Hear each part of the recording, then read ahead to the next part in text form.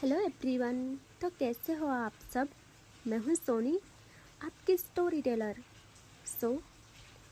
हमेशा की तरह सीधा स्टोरी पे आते हैं। इसके एक रोग का पार्ट 33।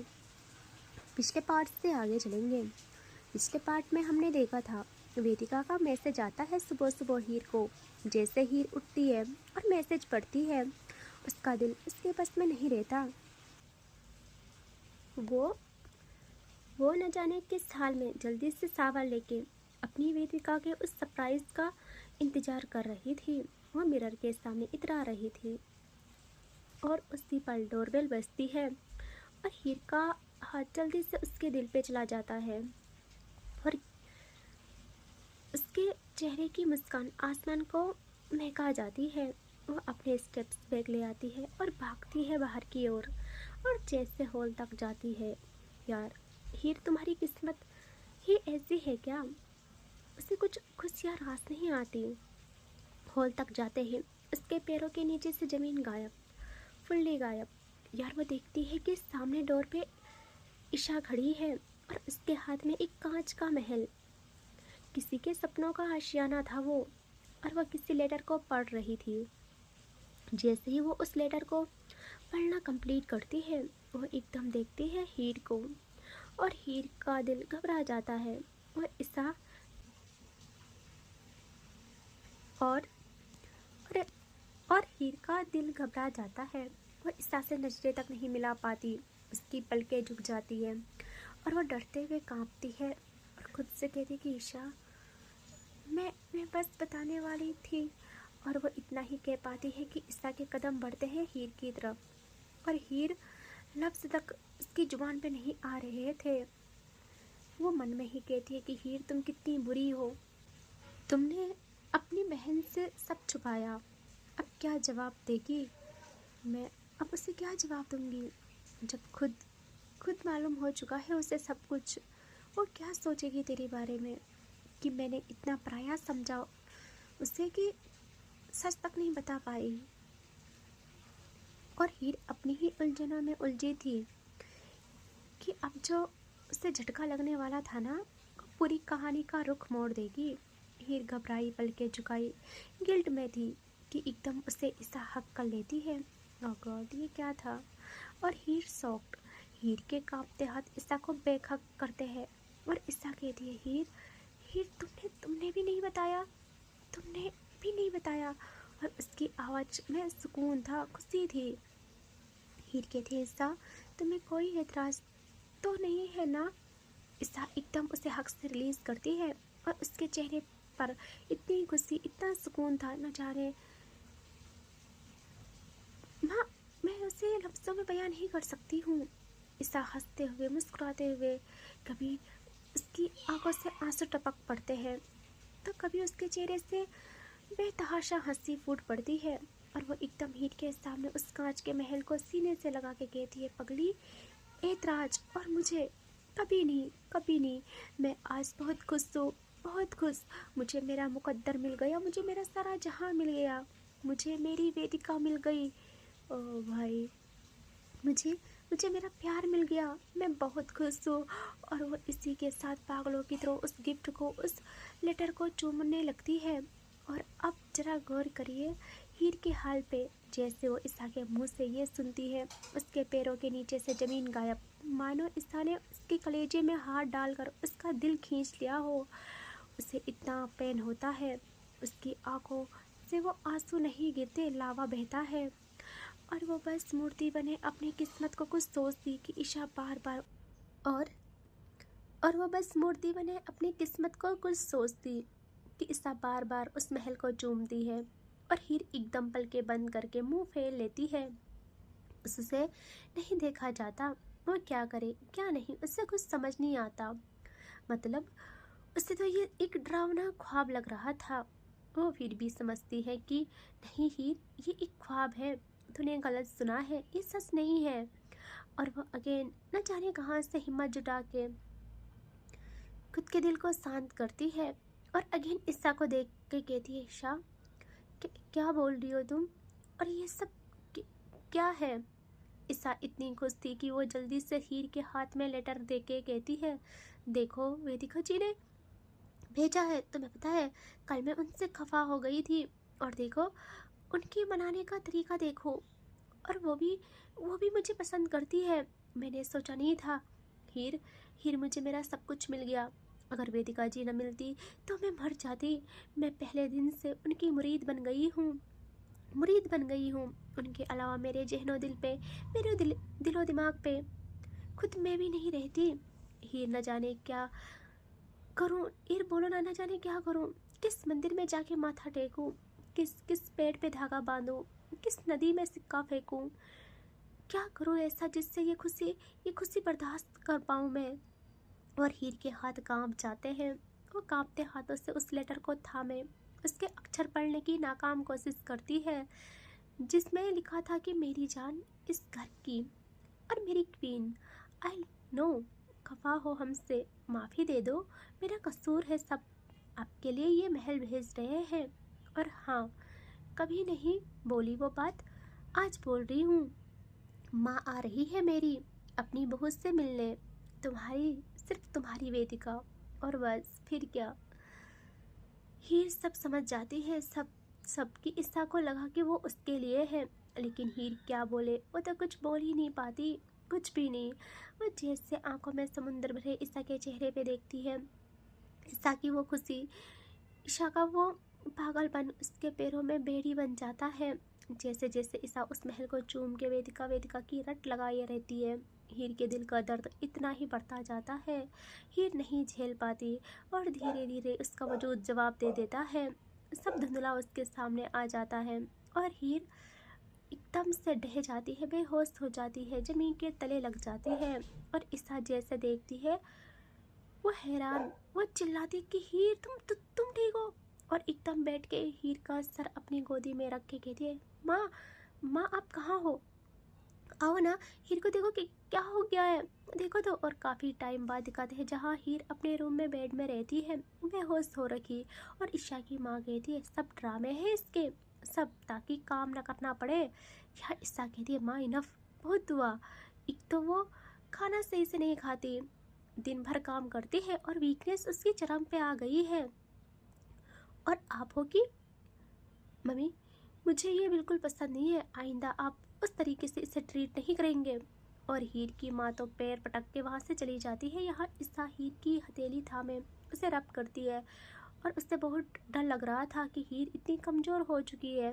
यहाँ काफ़ी टाइम तक जब हीर को होश नहीं आता तो ईसा बहुत डर जाती है, उसके पास कोई ऑप्शन नहीं रहता। वो जल्दी से फ़ोन उठाती है और कॉल लगाती है वेदिका को, लेकिन वेदिका फ़ोन पिक नहीं करती। ईसा का कॉल देख के वो ज़्यादा ध्यान नहीं देती उस पर। ईसा क्या करे क्या नहीं उसे समझ नहीं आता। वो अब साक्षी को कॉल लगाती है, जो उठा देती है और कहती है, हाँ जी मैडम जी, आज इस नाचीज को सुबह सुबह याद किया, क्या क्या बात है। हमारी याद तो कहीं आपको पागल नहीं कर रही ना। तो ईसा कहती है, मुंह बंद रखो अपना। और वेदिका कहाँ है, उन्हें बोलो ना घर आए, बोलो ना उन्हें। यहाँ हीर हीर। और साक्षी सुनते ही सीरियस हो जाती है और कहती है कि क्या हुआ हीर को। और उसकी बात पे वेदिका जो उसके साथ ही थी, उसका दिल बैठ जाता है। वो घबरा के उठ के कहती है कि क्या हुआ। और एकदम साक्षी से फ़ोन लेके कहती है कि क्या हुआ हीर को। तो ईशा कहती है, आपने मेरा फ़ोन क्यों नहीं उठाया। वेदिका कहती है, हीर को क्या हुआ। तो ईशा कहती है, वो बेहोश हो गई है। और उसका इतना कहना था कि अब वेदिका को कौन रोक सकता था। वो एक सेकेंड भी वेस्ट नहीं करती और आती है घर से बाहर, बेशुद्ध बेतहाशा भाग के। साक्षी उसके पीछे आती है और वेदिका कार को तूफान बनाती है। और फिर पहुंच जाते हैं वेदिका हीर के घर और एकदम डोर खोलती है रफली। और जैसे वो हीर के रूम में आती है, एकदम देखती है ईसा को। ईसा ने हीर का हाथ थामा था और वह हीर को उठाने की कोशिश कर रही थी। वेदिका की जान हलक तक आ गई थी। वो कुछ नहीं देखती ना समझती, वो कुछ नहीं देखती ना ईशा ना कुछ और। इन पागलों की तरह हीर के पास आती है और एकदम उसका फेस थाम के कहती, हीर हीर उठो उठो। यहाँ ईशा भी हैरान थी वेदिका का हाल देख के। और जब हीर को होश तक नहीं आता तो वेदिका वक्त नहीं गंवाती, वो एक झटके में हीर को अपनी गोदी में उठा देती है। और ईसा शॉक्ड, ईसा कहती है आप क्या कर रहे हो, डॉक्टर को बुलाया है मैंने। लेकिन वेदिका तो एक नज़र तक ईसा को नहीं देखती। उसके लिए इस वक्त उसकी सांसों से ज़रूरी उसकी हीर थी। उसकी पूरी कायनात उसकी गोदी में बेहोश पड़ी थी। वेदिका की रूह तक कांप जाती है और डायरेक्ट हीर को गोदी में उठाए बाहर लाने लगती है। ईसा भी और साक्षी भी वेदिका के साथ आते हैं। ये लोग जल्दी से कार में बैठ जाते हैं। वेदिका ने हीर को सामने बिठाया था और खुद उसकी सीट बेल्ट लगाती है और जल्दी से कार स्टार्ट करती है। ईसा और साक्षी बैक सीट पे बैठे थे और वेदिका पूरे रास्ते कपकपाती वो इसमें ही कहती रहती है कि हीर उठो उठो प्लीज। ईसा कहती है आप शांत रहिए, हो जाएगी ठीक, वीकनेस है उसकी। तो तभी उसकी बात पे वेदिका का गुस्सा इतना बढ़ जाता है, वो चिल्ला के कहती है इतनी वीकनेस आती कैसे है इसे, उस घर में हीर ही अकेले नहीं रहती है, तुम हो, तुम्हारी माँ है। और ईसा शॉक्ड कि इस लहजे में कभी वेदिका ने बात नहीं की थी। उसे कुछ पता ही नहीं कि वेदिका को क्या हो गया। तभी साक्षी जल्दी से सिचुएशन संभाल के कहते ईशा तुम ठीक हो, बुरा मत मानो। वो क्या है ना, हीर ने कितनी केयर की जब वेदिका बीमार थी तो, और ये ऐसी ही है, अपनों को प्रॉब्लम में नहीं देख सकती, तुम तो जानती हो ना। सो ईसा को ये समय का सिचुएशन का कुछ तरीका लगता है और वो शांत रह जाती है। और तब तक ये हॉस्पिटल पहुंच जाते हैं। उसी हाल में वेदिका कार से उतरती है और अगेन हीर को गोदी उठाए ले आती है अंदर। और बस फिर क्या, जब तक डॉक्टर चेक करते हैं तब तक वेदिका की जान हलक तक आ गई थी। वो बस रूम के बाहर चक्कर काटती रह जाती है। और ईसा भी कहाँ चैन से रहती, अभी तो उसे इतनी खुशियाँ मिली थी। वो बस वेदिका को देखते रह जाती है कि बस कभी मौका मिले हम दोनों को अकेले में रहने का तो मैं वेदिका से बात करूं। उसे ऐसा लग रहा था। यहाँ दिखाते हैं हीर को जो बस बेड में लेटी, उसके मुख गर्व सूख चुके थे, आंखों में आज सुबह होशी के हाल में भी आ रहे थे और उसके मुरझाए लब हल्के कांपते हैं और बस एक ही नाम उन पे आता है, वेदिका जी। मैं आपको नहीं बांट सकती और बस इतना ही। यहाँ काफ़ी टाइम बाद दिखाते हैं जहाँ डोर खुलता है। वेदिका जल्दी से वहाँ डॉक्टर के पास आके कहती है हीर हीर कैसी हो, और उससे इतनी वीकनेस कैसे हो जाती है। तो डॉक्टर कहता है कि शांत रहिए, सब ठीक है, उनके खाने पीने का ध्यान दीजिए और मेंटल प्रेशर प्रॉब्लम जरा कम दीजिएगा, बाकी तुम समझदार हो। और वो वहाँ से चले जाते हैं। यहाँ वेदिका एकदम डोर खोलती है और चेस्ट से अंदर देखती है।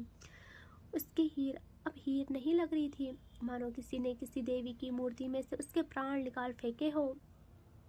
वो पूरी मुरझा चुकी थी, पूरी की पूरी।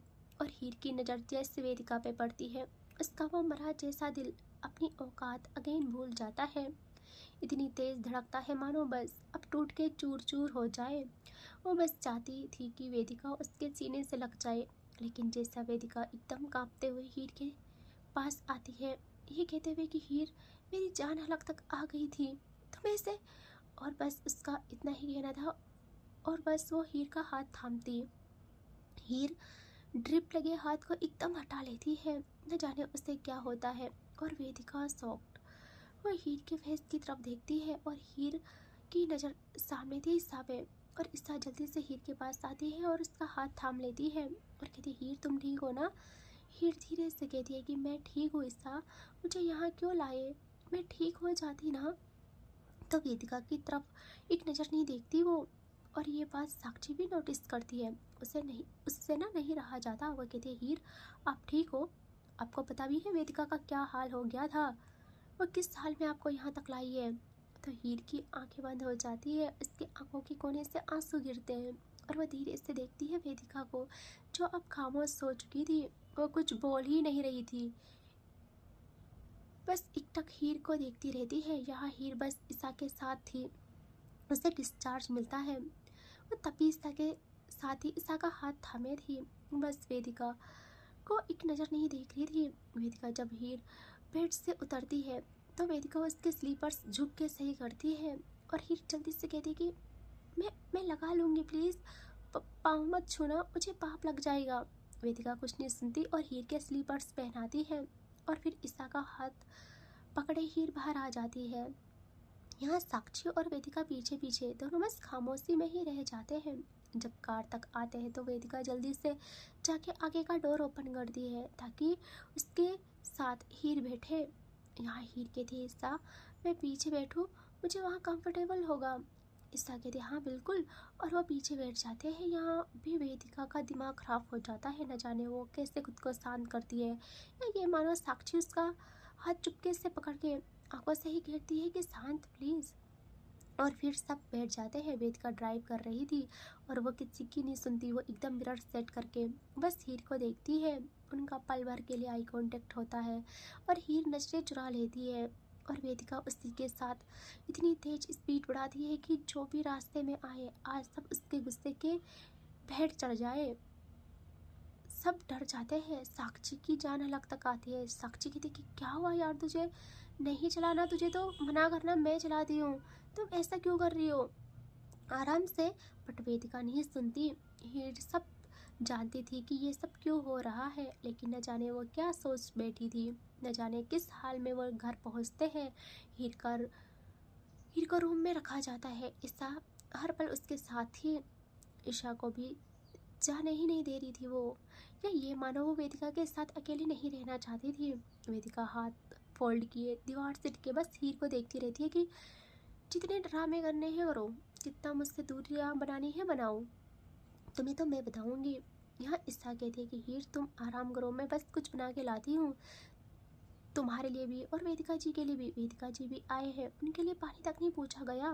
तो हीर कहती है कि क्या आपने उन्हें पानी भी नहीं दिया, अच्छा ठीक है तो तुम जाओ। तभी वेदिका कहती है कि ईसा कहती है हाँ बोलिए। उफ, अब प्यार से वेदिका ने ईसा का नाम लिया था। ईसा को अब चैन मिलता है। वेदिका प्यार से ईसा को देख के कहती है कि मुझे भूख भी लगी है, प्लीज़ क्या तुम कुछ बनाओगी। तो ईसा खुशी से खड़ी होती है और कहती है हाँ हाँ क्यों नहीं, मैं आपके लिए मैंने आपके लिए सीखा था न्यू डिश, आप रुकिए हाँ। और वो बाहर आ जाती है और जैसे ईसा बाहर जाती है हीर उसकी बातों पे ही आंखें बंद कर करवट बदल चुकी थी। उसे डर था कि अब क्या होगा, क्योंकि वो ईसा और वेदिका का ये सब बातें नहीं सहन कर सकती थी। वो अपने आंसू को जैसे छुपाती है और ईसा रूम से बाहर जाती है। वेदिका एक झटके में हीर के पास आती है और एकदम उसे अपनी ओर करके देखती है उसकी आंखों में। और ये इतनी जल्दी इतने सडन हुआ था कि हीर घबरा जाती है। यहाँ साक्षी भी रूम में थी। वो कहती है क्या कर रही हो यार, आराम से, अभी वो हॉस्पिटल से आई है। वेदिका हीर की आंखों में देखती है जो बंद थी और ऐसे ही कहती कि साक्षी बाहर जा। साक्षी कहती पागल है, दिन है अभी और ईसा और उसकी माँ भी घर पे ही है। वेदिका कहती है साक्षी बाहर जाओ और लॉक कर। तभी ना हीर की धड़कनें तेज हो जाती है। हीर कहती है साक्षी जी प्लीज़ प्लीज़ आप मत जाइए। तो वेदिका ना डार्क टोन में कहती है साक्षी मैंने कुछ बोला है, बाहर जा। साक्षी क्या करती, वो जल्दी से बाहर जाती है।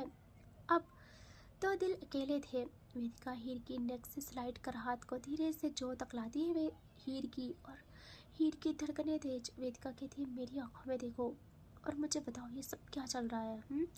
हीर नहीं खोल पाती आंखें, वो जल्दी से पीछे हटने को होती है कि वेदिका अगेन उससे अपनी और करीब करके उसकी जो और टाइट हाथ से पकड़ के अच्छे से अपने हाथ को उस पर सजाती है और कहती है हीर क्या हो गया है, मुझसे यूँ दूर क्यों हो रही हो, यूँ दूरियाँ क्यों, क्या हो गया है, मुझसे यूँ दूर क्यों हो रही हो तुम जानती हो ना मैं अच्छा छोड़ो, अच्छा तुम्हें कल का गुस्सा है, अभी भी है, नहीं मानी ना तुम उस गिफ्ट से। बोलो क्या दो अपनी जान दे दो तुम्हें। और उसकी बात पे हीर की आंखें एकदम गुलती हैं और उसकी आंखों के आंसू एक नदी के जैसे बहते रहते हैं। वो कहती है अब मुझे और दुविधा में मत डालो, मैं नहीं सहन कर सकती हूँ, मैं इतनी मजबूत नहीं हूँ। इससे पहले मैं खुद गर्ज हो जाऊँ, मुझसे दूर हो जाओ। और वो बस इतना ही कहती है कि वेदिका प्यार से हीर के लबों पे आती है और प्यार वाला था ये, ताकि हीर को शांति दे दे वो। हीर क्या करे, कितनी मजबूरी थी उसकी यार। वो उस स्पर्श को अपने जहन तक बहने के लिए नहीं रोक पाती। वेदिका प्यार से उसे किस करती है धीरे धीरे, ताकि उसे तो कुछ और सुनना ही नहीं था, दूरियां तो बिल्कुल नहीं सुननी थी। धीरे धीरे वो हीर में हो जाती है। हीर की आंखें बंद थी, वो रो रही थी। वेदिका उसकी आंखों को चूमती है और कहती है, पागल रो क्यों रही हो, मना लूंगी ना मैं तुम्हें, आई प्रॉमिस। इससे बेहतर गिफ्ट दूंगी, डायरेक्ट शगुन की अंगूठी जो मेरी माँ लेके आएगी। कल मेरी माँ यहाँ पहुँच जाएगी। हीर के हाथ वेदिका के गालों पे जाते हैं और वह कहती है कि मुझे भूल सकते हो तुम। वेदिका उसके बाद भी एकदम हीर की कमर थामती है टाइट और आंखों में देख के कहती है, नाराजगी है तो पैरों में सर रख लूँ, मैं सर रख के मना लूँ। अगर दोबारा जुबान पे बिछड़ने की बात आई तो तुम सोच भी नहीं सकती, जिसे तुम देवता बन के पूजती हो वो कब राक्षस बन जाए, समझी तुम। पर तुम्हारी सांसों पे सिर्फ मेरा हक है, सिर्फ वेदिका का। अब मौत भी चाहिए तो तुम्हें मुझसे जुदा नहीं कर सकती है। और वो अगेन हीर के नेक में आती है और उसके नेक पे हल्के हल्के बाइट शुरू, और थोड़ा रुक के कहते, हीर मैं पागल हूँ तुम्हारे लिए, पागल, पूरी तरह पागल, सिर्फ तुम्हारे लिए।